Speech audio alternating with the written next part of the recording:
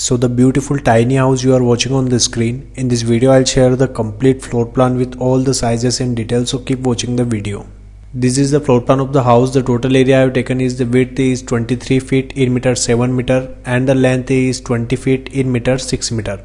In the front we have a door here. After that we'll go inside. So we have living plus kitchen come dining area. You can see here the sofa arrangement, tea table arrangement, and also we have kitchen cabinet with burner, sink and refrigerator arrangement. On the right side we have dining counter with 2 chairs, and on the left side we have bedroom number 1 here. You can see here the bed arrangement and study table with chair, and we have 2 large size window for ventilation and light purpose of this room. After that we'll go inside. So on the right side we have sitting arrangement here. You can see here the sofa arrangement, unit on the front wall, and a large size window for ventilation and light purpose of this area.